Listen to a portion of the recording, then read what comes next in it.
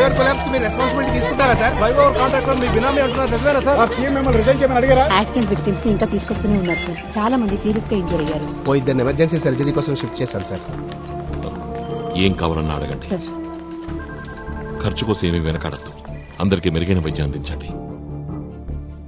మీటింగ్కి హెల్త్ సెక్రటరీని రమ్మనండి. మినిస్టర్ కూడా ఇన్ఫార్మ్ చేయండి.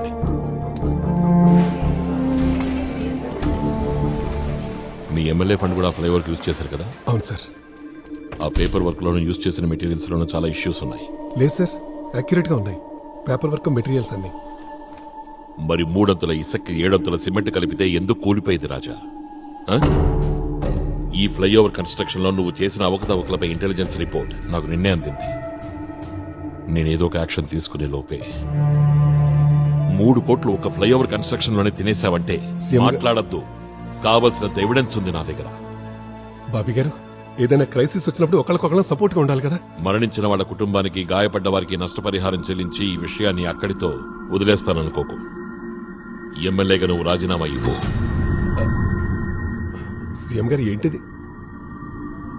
ఎంక్వైరీ కంప్లీట్ అవనాయి, తర్వాత చేయిద్దాం రిజిగ్నేషన్. ఏమాత్రం నీలో నీతి నిజాయితీ మిగిలిన్నా వెంటనే రాజీనామా చెయ్యి. నేను మంత్రిని అయి ఉంటే మంత్రి పదవి నుంచి దిగిపోమని నన్ను అడగొచ్చు. అది సీఎంగా నీ అధికారం, నీ హక్కు. ఎమ్మెల్యేగా నన్ను ఎన్నుకుంది ప్రజలు. నా రాజీనామా అడిగే హక్కుంది నన్ను ఎమ్మెల్యేగా గెలిపించిన నా నియోజకవర్గ ఓటర్లకి, సీఎం కాదు. నేను వెళ్తున్నాను.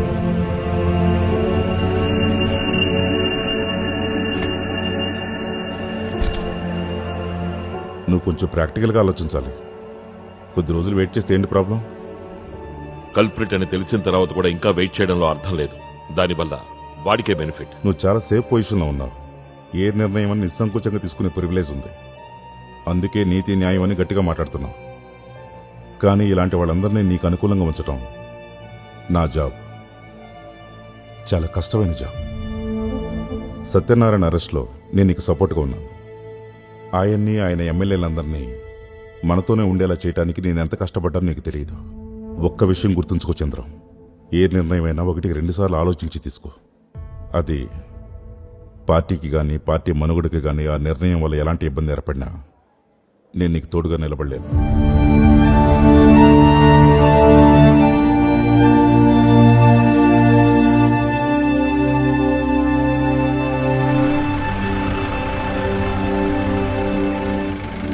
సార్ సార్ మా చెల్లెలు మ్యారేజ్ సార్, మీరు వస్తే బాగుంటుంది. ఇప్పుడంటే ఆయన్ని పిలిచేది?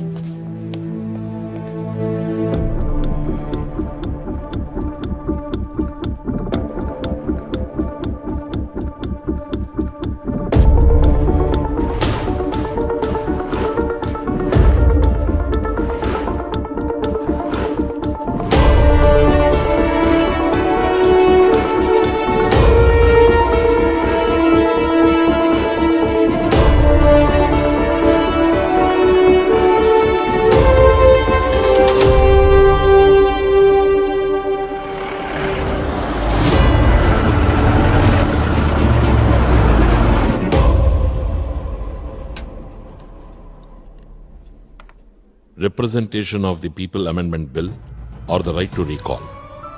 తమ నాయకుడి పనితీరు సంతృప్తిగా లేకపోతే 5 సంవత్సరాలు కంప్లీట్ అవ్వడానికి ముందే ఆ నాయకుడిని రీకాల్ చేసే అవకాశం ఓటర్లకు ఉండాలి. ఒక నియోజకవర్గంలో 50% లేదా అంతకంటే ఎక్కువ మంది ఓటర్లు తమ ప్రతినిధికి వ్యతిరేకంగా స్పీకర్కి పిటిషన్ ఇస్తే ఎలక్షన్ కమిషన్ సహకారంతో మళ్లీ అక్కడ ఎలక్షన్ జరపాలి. సార్, ఈ బిల్లు యొక్క ఉద్దేశం, ఇంపార్టెన్స్ ని బాగా అర్థం చేసుకున్నాను. With all due respect చెప్పంటారా?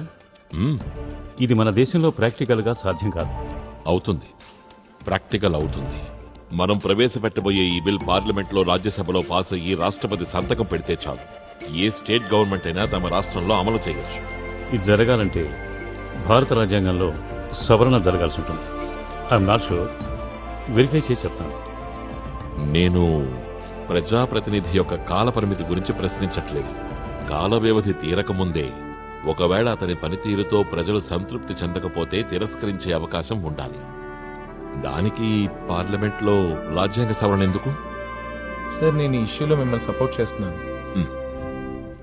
ప్రజలు ఖచ్చితంగా సంతోషించే మార్పిది. బట్ రియాలిటీ గురించి ఆలోచిస్తే నేను ఈ బిల్లు పార్లమెంట్లో ప్రవేశపెట్టిన నిమిషంలోనే రిజెక్ట్ అయిపోతుంది. ఈ బిల్లుకున్న హిస్టరీ అలాంటిది. మనకి ఎంబారస్మెంట్ ఎందుకు సార్?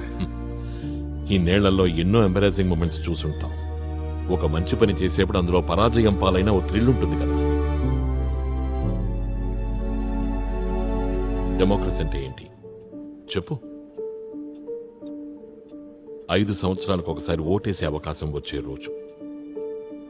దౌర్భాగ్యం ఏమిటంటే మన దేశంలో డెమోక్రసీ అనే పదానికి అదే అర్థం.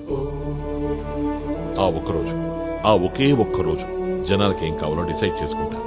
ఆ రోజు తర్వాత జనాల్ని ఓట్ల కోసం అర్థించిన నాయకుల భాష మారుతుంది, రూపము మారుతుంది. అధికారం ఉందన్న అండతో ఆ 5 సంవత్సరాలు వాళ్ళు చెలరేగిపోతారు. ఆ జనాలకు కూడా వాళ్ళ వెనకే ఉండక తప్పదు, వాళ్ళు ఏం చేసినా సరే.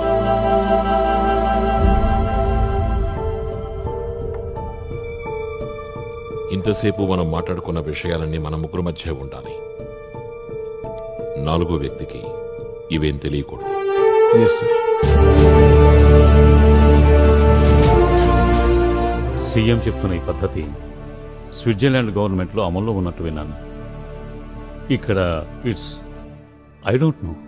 సీఎం ఎందుకు ఈ విషయం మన ముగ్గురు మధ్యలో ఉండాలని చెప్పాడు? Why this much secrecy? ఏదో ఇన్ఫర్మేషన్ ఆయనకి మాత్రమే తెలుసు. ఆయన అడగాల్సింది కదా. అయ్యో వద్దు, forget what I'm saying. Yes, thank you.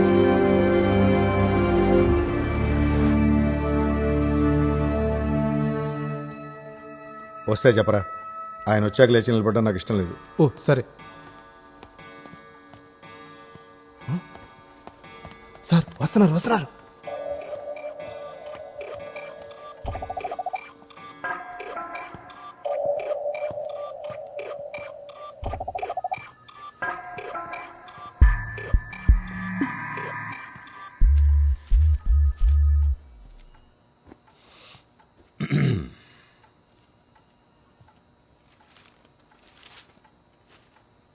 వచ్చే ముందు కాల్ చేద్దాం అనుకున్నా, కానీ రావద్దంటావేమోనని డైరెక్ట్గా నేనే వచ్చేసాను. ఈ షుగరు, బ్లడ్ ప్రెషరు మనకు ఉండడం వల్ల ఒక్కోసారి మేలే జరుగుద్ది. ఇప్పుడు నాకు జామీన్ వచ్చింది, ఇవి కంట్రోల్లో లేకపోవడం వల్లే. ఓ విషయం నీకు ఫేస్ టు ఫేస్ చెప్పడం కోసమే నేను ఇప్పుడు వచ్చింది. నువ్వేదో ప్రక్షాళన అంటున్నావని విన్నాను. మంచి డెసిషన్. కానీ నా ఎమ్మెల్యేలో ఒక్కని టచ్ చేసినా వేరేగా ఉంటుంది చంద్రం. అవసరాన్ని బట్టి పార్టీలు రంగులు మార్చే తత్వం నీకు లేదు, కానీ నాకుంది. అది నువ్వు గుర్తుంచుకుంటే మంచిది. వితౌట్ షుగర్ టీ తాగుతావా? కాఫీ తెప్పించనా? వద్దు. నువ్వు కూడా గవర్నర్ చెప్పిందే చెప్పి మంత్రిగా ప్రమాణ స్వీకారం చేశావు, అవునా? ఆ, ఆ ప్రమాణంలో ఎక్కడైనా 5 సంవత్సరాలు మంత్రిగా ఉంటానోనుందా? లేదు. నేను అలాంటి ప్రమాణం చేయలేదు. అందుకని నువ్వు వెళ్ళి ఎమ్మెల్యేని తాకట్టు పెట్టుకుంటావో అమ్ముకుంటావో నీకు నచ్చింది చేసుకో. నీలాంటి వాడికి మంచి డిమాండ్ ఉంటుంది, ప్రత్యేకించి సంకీర్ణ ప్రభుత్వ ఏర్పాట్లో. కరెక్ట్గా అన్నావు సత్యనారాయణ. నీకున్నంత టాలెంట్ నాకు లేదు. ఏ ఎండకా గొడుగు పట్టడం, ఊసరవిల్లలా రంగులు మార్చడం నా వల్ల కాదు. అలా ఫీల్ అయిన రోజున నా రాజకీయ జీవితానికి సమాధి కడతాను. కారణం, ఈ అర్హతలన్నీ నాకు అప్పితే ఇక నీకు నాకు తేడా ఉంటుంది చెప్పు. పోతే 10:30కి నాకు ప్రోగ్రాం ఉంది. నువ్వు వెళ్లే ముందు టీ తాగి వెళ్ళు.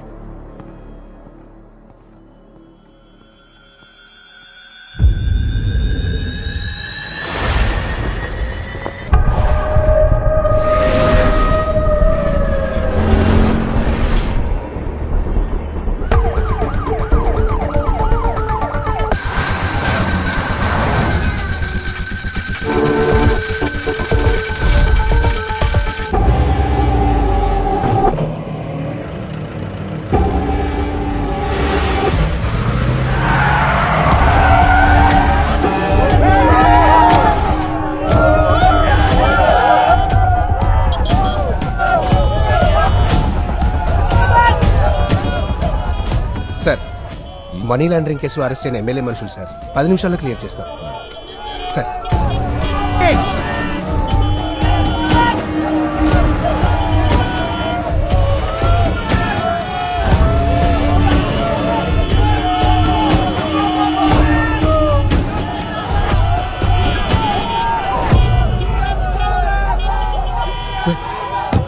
బ్లాక్ క్లియర్ అయ్యి వచ్చేసేయండి. Sir please sir. నువ్వెందుకు భయపడుతున్నావు? నేను ధైర్యంగానే ఉన్నాను కదా, నేను వెళతాను.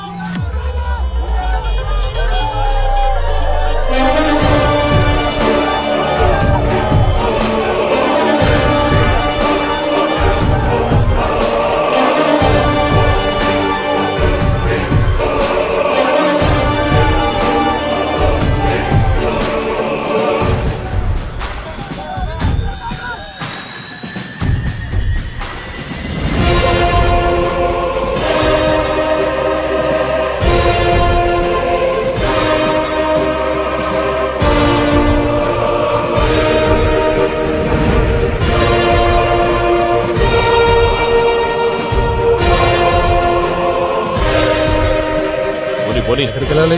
University college. Control room KL01S159 ఆటోలో సీఎం యూనివర్సిటీ కాలేజ్కి వెళ్తున్నారు. ఈ రోజు రోడ్లన్నీ బ్లాక్ అయిపోయాయి సార్. మన రోడ్లన్నీ అద్భుతంగా ఉన్నాయి. 10 నిమిషాల జర్నీకి అర్ధ గంట పడుతుంది. కనీసం ఈ గుంతలను కూడా పోడ్చట్లేదు. ఈ కుదుపులకి లేని నడువు నొప్పి కూడా మొదలైంది. ఈ సిటీలో ఉన్న మెయిన్ రోడ్స్ లో ఒక్కటి సరిగలేదు. మున్సిపాలిటీకి ఎమ్మెల్యేకి ఎన్నోసార్లు కంప్లైంట్ చేశాం, ఉపయోగం లేదు. వాళ్ళందరూ ప్రస్తుతం వీళ్ళని హింసించడంలో బిజీగా ఉన్నారులే. ఎవరిని? వాళ్ళే పారిశుద్ధ్య కార్మికులు. ఎవరైనా ఈ ఎలక్షన్స్ అప్పుడే మనల్ని పట్టించుకునేది. ఆ తర్వాత ఒక్కడ కూడా మనల్ని పట్టించుకోడు. ఆ పోలీస్ జీప్ ఎందుకు మనల్నే ఫాలో అవుతుంది? సరే అవనీలే, వస్తే వచ్చారులే.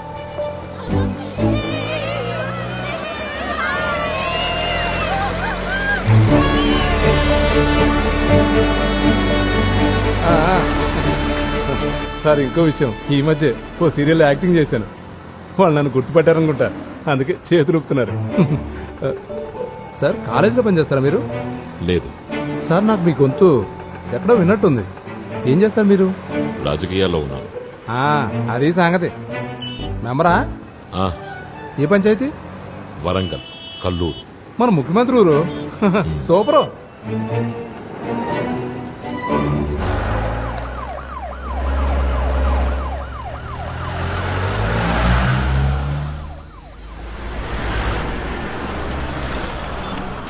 సార్, మీరు ఏదైనా తప్పు చేశారా? పోలీసులు వెంట.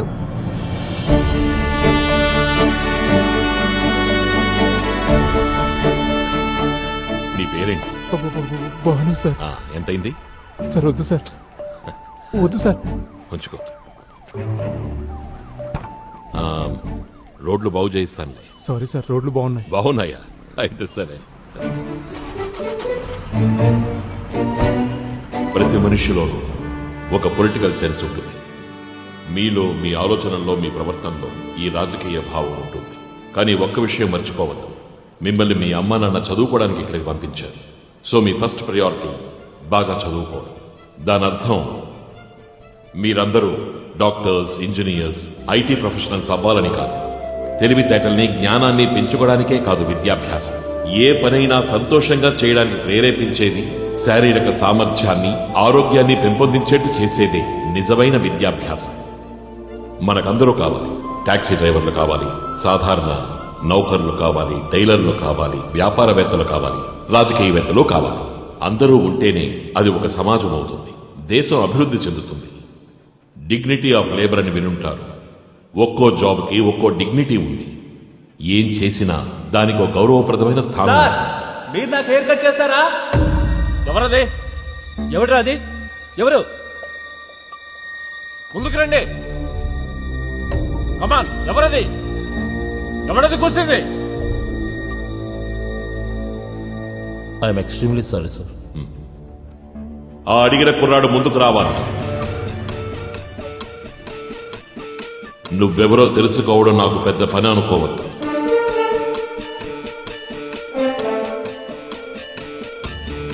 రా, ముందుకు రా. పదా, వెళ్ళు. ఇక్కడికి రా. రా. నీ పేరేంటి? జై భాస్కర్. జై భాస్కర్. జై భాస్కర్, నేను నీకు హెయిర్ కట్ చేస్తాను. వీలు చూసుకుని నువ్వు మా ఇంటికి రా, లేదా నన్ను నీ ఇంటికి రమ్మన్నా సరే, నాకేదైనా ఓకే. సార్ నేనేదో సరదాగా మిమ్మల్ని అడిగాను సార్. అయ్యో జయభాస్కర్, నేను సిన్సియర్గానే చెప్తున్నాను. నువ్వు నన్ను ఆ ప్రశ్న అడగడానికి కారణం మా నాన్నగారు బార్బర్ అయినందువల్లే కదా? అవును, మా నాన్నగారు ఒక బార్బర్గా పనిచేసేవారు.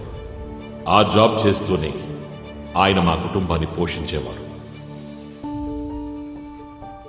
ఏ రాజకీయ శాస్త్రము మా నాన్నగారు నాకు నేర్పించలేదు. కానీ మా కుటుంబం మొత్తానికి 3 పూట్ల కడుపు నింపేవాడు. అదే నేను మా నాన్న దగ్గర నేర్చుకున్న రాజకీయం. ఆయన నాకు కూడా హెయిర్ కట్ నేర్పించారు. అందుకే నేను ఒక ధైర్యంతో, అహంకారంతో, ఆత్మాభిమానంతో మీ అందరికీ చెప్తున్నాను, నేను ఎక్సలెంట్ గా హెయిర్ కట్ చేయగలను.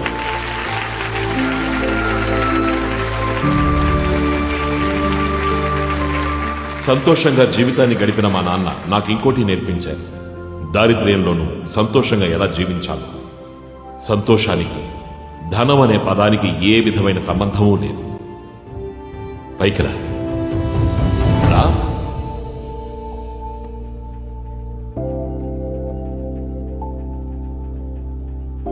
దగ్గరికి రా. మీ నాన్న ఏం చేస్తుంటారు? ట్రావెల్ ఏజెన్సీ రన్ చేస్తారు సార్. ఆ రోజుల్లో బ్రూస్లీ కటింగ్లు, స్టెప్ కటింగ్లు చాలా ఫ్యాషన్గా ఉండేవి. నాన్నకు అవేవీ తెలియదు. సాధారణ కటింగ్, కాకపోతే అది చాలా బాగా చేస్తారు. సొంతంగా ఒక బార్బర్ షాప్ ఉండేది. ఇళ్లకి వెళ్ళి చేస్తూ ఉంటారు. నీకు జుట్టు బాగా పెరిగిపోయింది, ఇంకా ఆలస్యం చెయ్యద్దు, హెయిర్ కట్ చేసేద్దాం.